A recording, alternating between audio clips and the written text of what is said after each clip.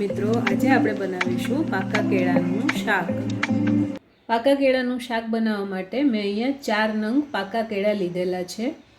પાકા કેળામાં પણ એકદમ ફ્રેશ એવા નહીં લેવાના. 1-2 દિવસ થઈ ગયા હોય, આવી રીતે બ્લેક સ્પોટ આવી ગયા હોય એવા થોડા ગળેલા જ કેળા લેવાના, એનાથી શાક સારું બને છે. હવે આપણે આ રીતે કેળાની છાલ ઉતારીશું અને આ રીતે સુધારી દઈશું રાઉન્ડ શેપમાં.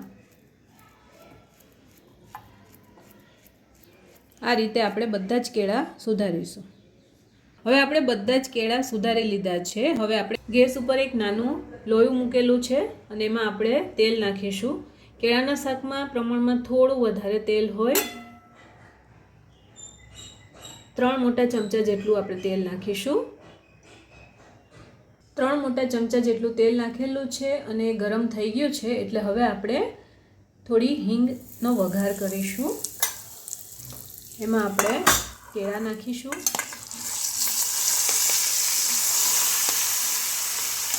આ રીતે બધા જ કેળા અંદર નાખી દઈશું.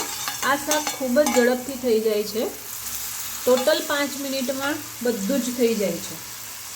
હવે આપણે અંદર મસાલા કરીશું, જેમાં આપણે 5 ચમચી મરચું, 5 ચમચી હળદર અને 5 ચમચી ધાણા જીરું અને 5 ચમચી મીઠું. હવે આપણે બધું હલાવી લઈશું. આ રીતે બધું જ હલાવી લઈશું. પાકા કેળાનું શાક સ્વાદમાં ખૂબ જ સરસ લાગે છે, ખૂબ જ ટેસ્ટી લાગે છે. આ શાક એક વ્યક્તિ આરામથી ખાઈ શકે એટલું થશે. હવે આપણે ઢાંકી દઈશું અને દર 1 મિનિટે આપણે હલાવતા રહીશું. 1 મિનિટ થઈ ગઈ છે. હવે આપણે હલાવીશું.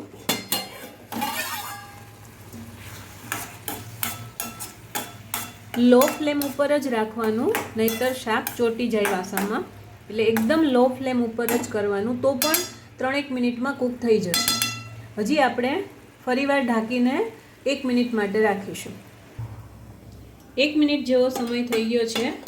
હવે પાછું આપણે શાકને હલાવી લઈશું. આ રીતે આપણું શાક ઓલમોસ્ટ રેડી જ છે.